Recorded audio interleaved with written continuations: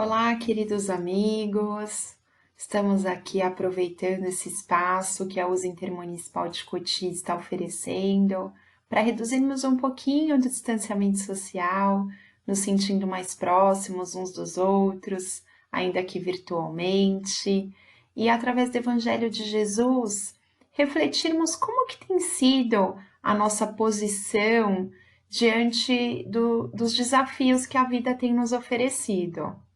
Então, nós iniciamos agradecendo a oportunidade e rogando ao nosso Pai que nos envolva em seu amor, em sua luz, e que através desse Evangelho nós tenhamos os nossos medos, incertezas, angústias combatidos e a fé renovada nos ensinos de Jesus.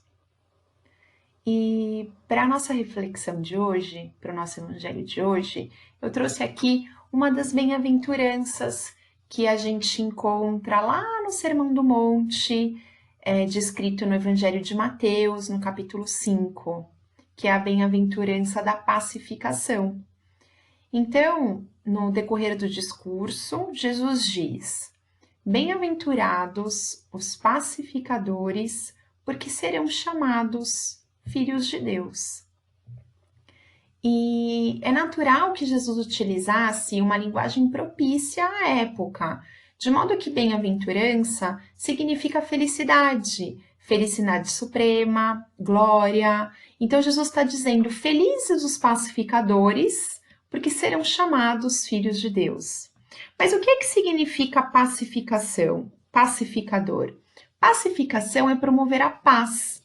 De modo que um pacificador é todo aquele que, diante de um conflito, promove a paz, restabelece a paz, mostra novos caminhos para aquela situação conflituosa. Esse é um pacificador, que é um pouquinho diferente da bem-aventurança que Jesus relata um pouco antes, quando ele diz: bem-aventurados os mansos e pacíficos, que herdarão a terra, que está direcionando a felicidade para aquelas pessoas que têm a mansidão, que são calmas, que são serenas, que são pacientes, quer dizer, que diante de um conflito não reagem de uma forma violenta. Esse seria esse manso que Jesus se refere, que se difere do pacificador, que ele não simplesmente tem uma posição de serenidade, de paciência, mas ele vai além e pacifica o conflito. Ele restabelece a paz diante daquela situação que está sendo oferecida. Então, esse é um pacificador. E na história da humanidade, nós temos vários exemplos de pessoas pacificadoras, tanto é que até existe um prêmio que é concedido anualmente e globalmente para aquelas pessoas que se destacam por promover a paz ou por restabelecer a paz. Mas nós sabemos que o maior exemplo que temos é Jesus, porque Ele é o caminho, Ele é a verdade, Ele é a vida, e aqueles que seguirem a Jesus não andarão em trevas. E por Ele ser o nosso modelo e guia, é em Jesus que nós temos que nos inspirar. É em Jesus que nós temos que buscar a forma de conduta para as nossas vidas. E muito embora Jesus tivesse discursos de uma profundidade espiritual muito grande, de modo que ele falava para uma multidão, mas ele conseguia falar individualmente em cada coração, o verdadeiro destaque de Jesus é porque ele nos ensinava através dos exemplos. Jesus dava exemplo, vivia tudo aquilo que ele falava. E por isso que ele é, de fato, o nosso guia, o nosso mestre. Então, se nós observarmos no apostolado de Jesus, existem diversas situações em que ele agiu como um pacificador, tal qual ele relata na bem-aventurança dos pacificadores. Nós encontramos diversos exemplos de Jesus nessa condição.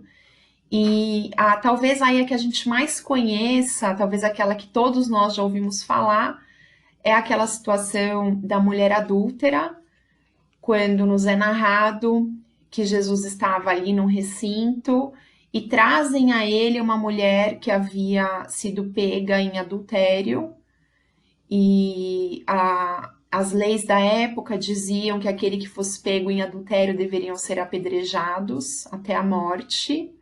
E aquelas pessoas levam aquela mulher a Jesus, levam um conflito para Jesus.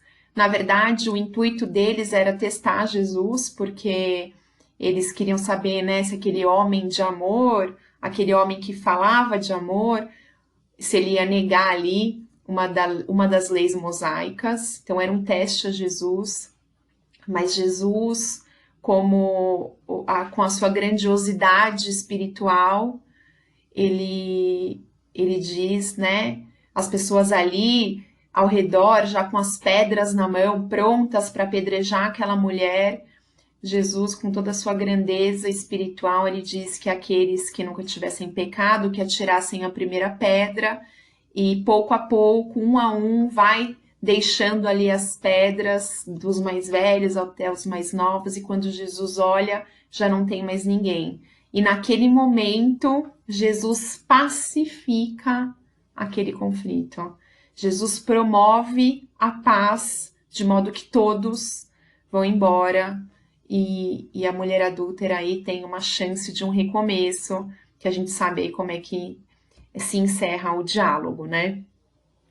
E agora o que está acontecendo? Nesse momento, a gente vive uma situação que está atingindo praticamente o mundo todo, né? Independente da posição política, da situação econômica, da posição geográfica, da questão étnica, a gente está diante de um conflito mundial, de um desafio mundial que atinge a todos de uma forma indistintiva, de uma forma igualitária, nos mostrando o quanto a nossa fragilidade da vida material, nos mostrando que nós somos todos iguais diante da fragilidade da vida corpórea.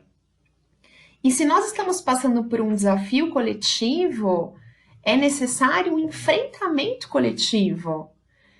No entanto, o que nós temos observado, especialmente aqui no Brasil? Como é que as pessoas estão se portando diante desse desafio coletivo que a vida está nos oferecendo de uma forma igualitária? Como é que a gente observa que as pessoas têm se comportado? Não tem, infelizmente, não tem sido incomum a gente notar aqui no Brasil politizaram um vírus, né?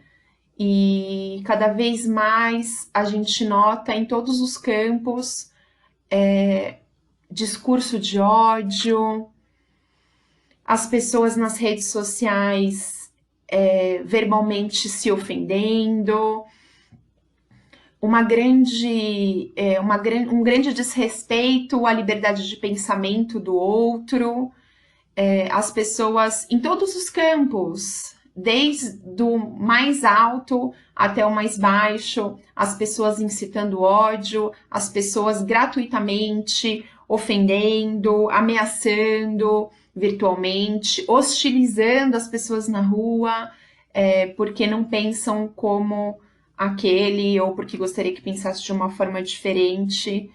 Nós temos observado que a humanidade está agindo de uma forma totalmente contrária daquela que Jesus nos ensinou, né? Semeando ódio, semeando a separação, deixando. Nós já estamos num momento delicado de incerteza, porque a verdade é que todo mundo, na verdade, ninguém sabe muito como conduzir as coisas, né? Nós estamos num momento de insegurança e ao invés de haver uma união, as pessoas estão cada vez se separando mais, causando mais pânico, mais medo e disseminando ódio assim de uma forma desmedida, e o que a gente nota totalmente desnecessária e contrária ao ensinamento de Jesus de pacificador, né?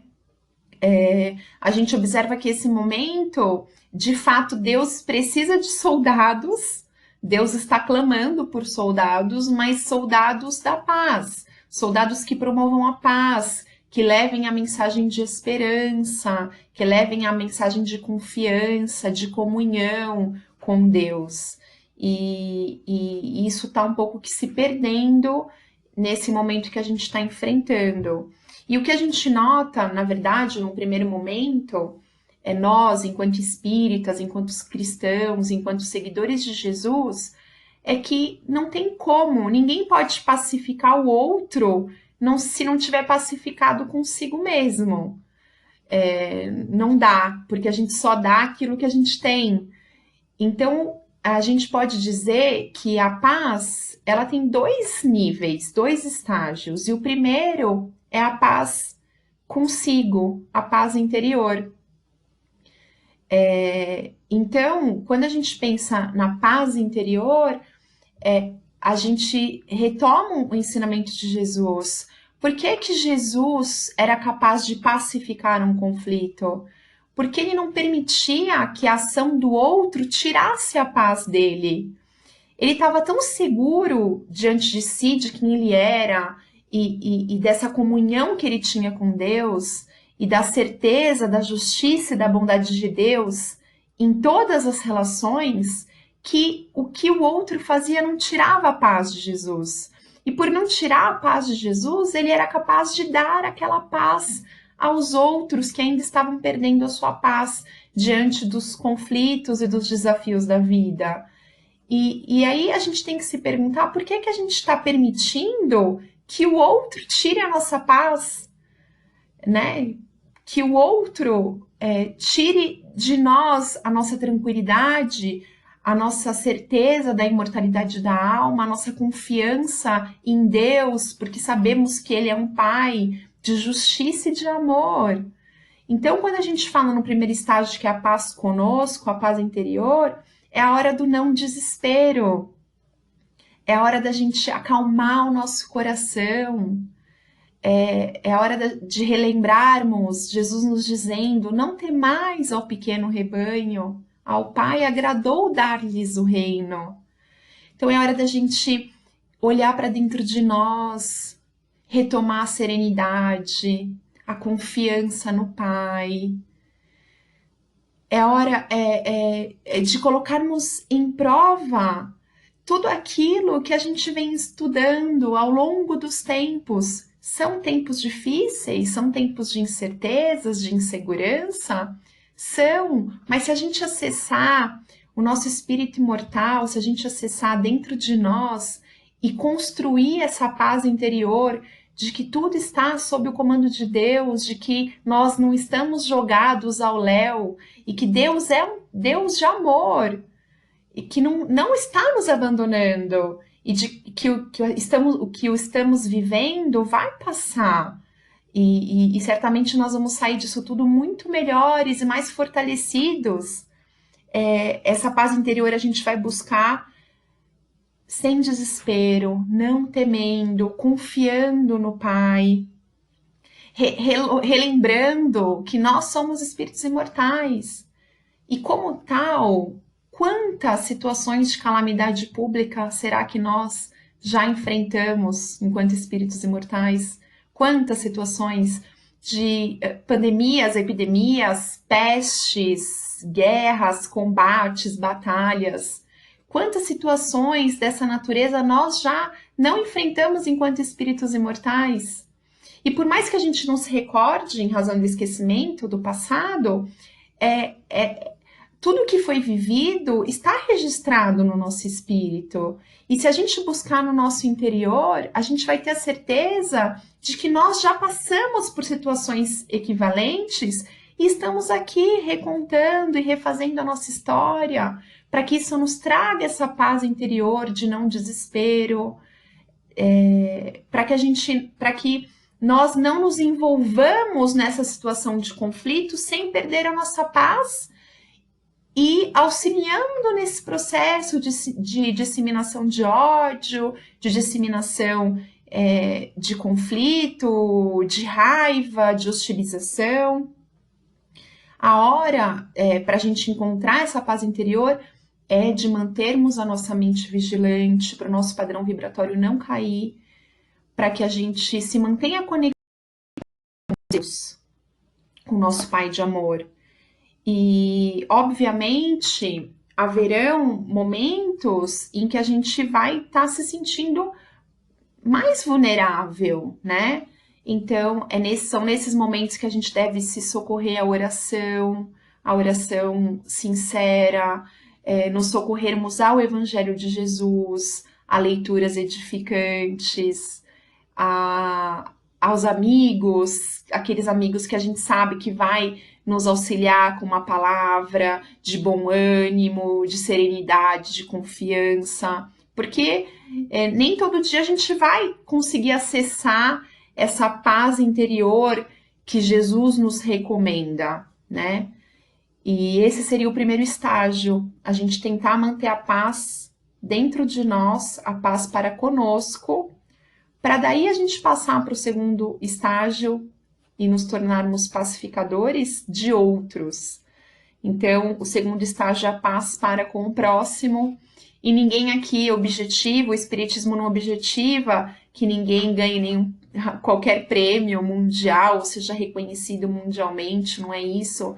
Mas é promover a paz daquelas pessoas que estão ao nosso lado. No momento em que a gente conseguir estabelecer essa paz interior de confiança em Deus, de acessar o nosso espírito imortal e as leis que estão dentro de nós, de segurança nos desígnios do Pai, nós teremos condições de pacificar os outros, começando por aqueles que estão mais próximos de nós. Então, vamos pacificar os conflitos dentro da nossa casa, porque é natural que estejamos preocupados, especialmente com as questões do mundo terreno, né? Das contas no final do mês que tem que pagar, os empregados que precisam ser pagos da empresa, ou o emprego se vai ser mantido. Então é natural que em dado momento o nosso companheiro ou a nossa companheira esteja ali mais fragilizado e perdendo a sua paz em razão dessas interferências do mundo material, que são legítimas, mas que não devem fazer com que percamos o nosso equilíbrio espiritual.